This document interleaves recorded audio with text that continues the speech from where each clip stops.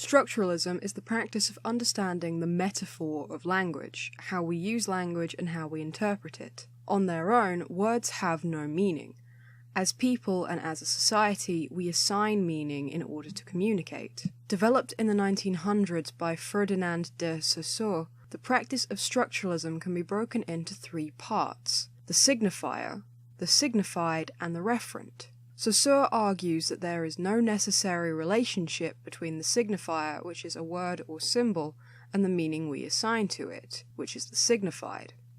The word dog acts as a signifier, a three-letter word made up of the letters D, O, and G. The thing being signified, or brought to mind by the use of the word, is that of a four-legged animal, usually with fur and a tail of the canine species. When we use the signifier dog, we are often referring to a specific dog, perhaps a German shepherd owned by a family member. In this case, the word we use is the signifier. The idea of the word it is tied to is the signified, and the German shepherd being spoken of is called the referent, as this is a specific object being referred to. For another example, take René Magritte's The Treachery of Images, a painting depicting a smoking pipe with the words translating to "This is not a pipe" written below.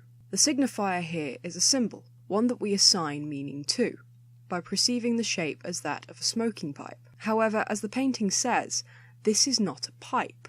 It is a painting of a pipe. It is a symbol we have assigned a signifier to, but without a referent. No specific object is being referred to. Post-structuralism is a variation on structuralism. Post, in this regard, means to move past the established. This term is used as a critique or to emphasize multiple meanings, or how meanings are changed in society, and examines how we shape our reality based on our use of language. Let's use another animal as an example, a lion. We tie that word to a four-legged beast of the savannah, but we also associate the word lion with terms that have nothing to do with the actual creature itself. In British history, we refer to King Richard I as Richard the Lionheart. The word lion has associations of royalty and bravery. These kinds of associations can be transferred to such practices as creative writing, animation, or film through the use of anthropomorphism, to accentuate character traits by associating them with animals. In the essay Myth Today, French theorist Roland Barthes discusses mythology and language as part of post-structuralism. Barthes uses this diagram to describe where myth and language meet. Whether it deals with alphabetical or pictorial writing, myth wants to see in them only a sum or signs, a global sign, the final term of a first semiological chain, and it is precisely this final term which will become the first term of a greater system, which it builds and of which it is only a part.